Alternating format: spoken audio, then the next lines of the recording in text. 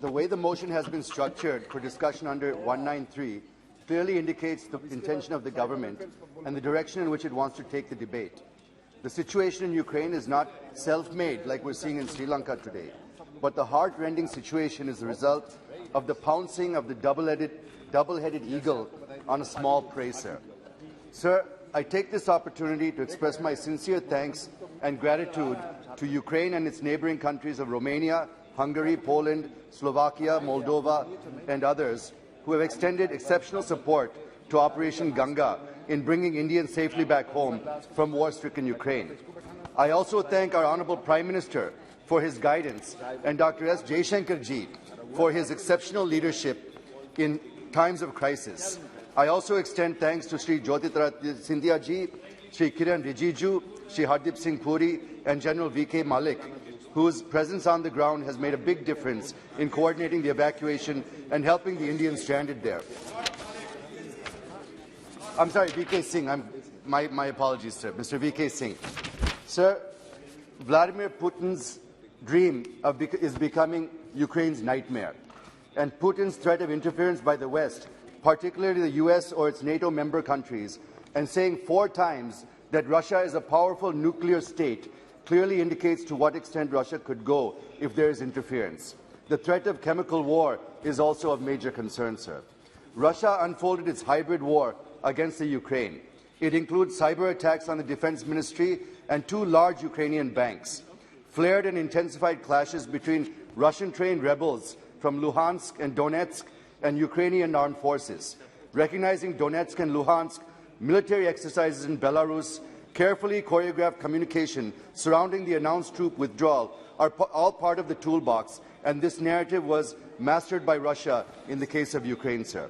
Its economy has been battered, with Russia stopping oil ships passing through Ukraine and stopping gas supply through pipes, resulting in denial of transit charges to Ukraine, leading to a deep fall in the Ukraine currency, and now city after city in Ukraine are turning into rubble, sir.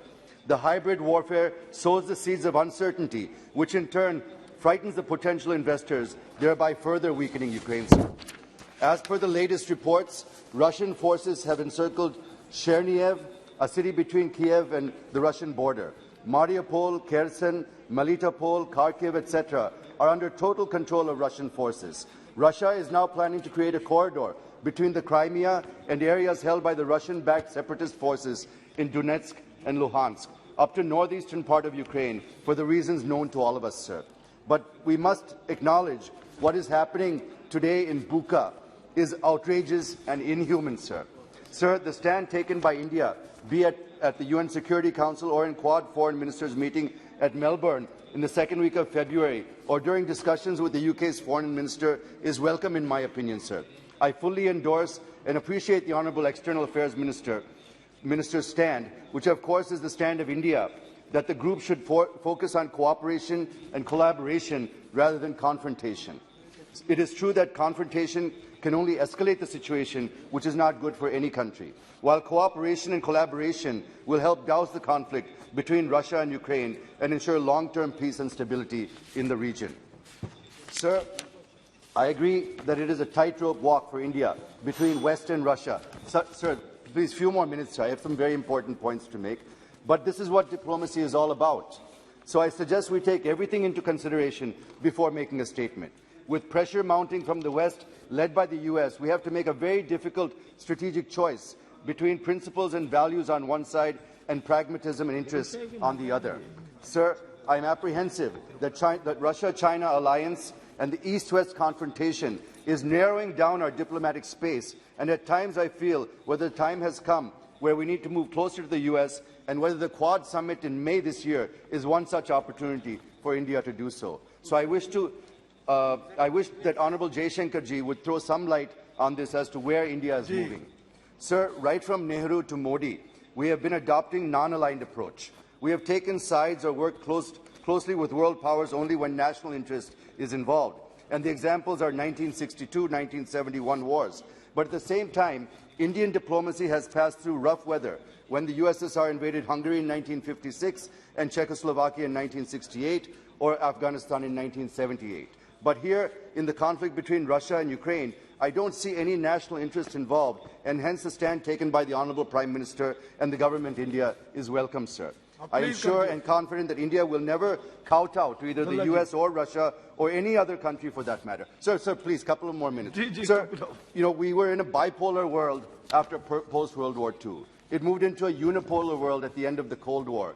And now another change in the world order is taking place. Where are we going to stand at the end of this? Is it going to be another bipolar or tripolar world with China and Russia? Or will it be a multipolar world where India also will be its own pole? Is, I think, what we need to be looking for, sir. Sir, I had a few points on the students. I'll skip to my... There's a few bullet points. Economic bullet points I think I should address, sir. Sir, more than 500 million of our exporters' payments are stuck in Russia due to sanctions. How are we handling this? Sir, Ukraine is the third largest producer and exporter of maize, which we need for our poultry sector. Ukraine and Russia are also top two exporters of sunflower oil, which we import. Along with sunflower oil, there's also the problem of getting soybean and palm oil from Indonesia since rates have skyrocketed. So what is the ministry going to do? What are the alternative arrangements to meet these demands? So Russia is also the second largest exporter of muriate of potash fertilizer, which we import. Out of 5.09 metric tons, 1/3 come from Belarus and Russia. Ukraine is also the largest supplier of urea to India. So how is government planning to address this? We're also importing crude oil from Russia, albeit less than 1%. But the petroleum minister has gone on record saying that it'll take time to fill this shortage. Also, sir, there are reports that India will import more oil from Russia and pay in rubles. Please kindly explain this. Exports from India like medicines, tea, etc. to Russia are impacted due to shipment concerns as war is blocking them and rerouting through Iran, which increases the cost. Sir, there's also a shortage of containers. So how government is planning for safe transport of our exports to Russia? Sir, I will conclude now, sir. Sir, I would not subscribe to the statement made by Mr. Biden that the stand of India is shaky. I would not subscribe because earlier America had conceded that India was an exception among its allies. So a carefully calibrated stand by New Delhi, I feel, has created a distinctive space for diplomacy by not only maintaining equidistance between the two powers, but moving towards a multipolar world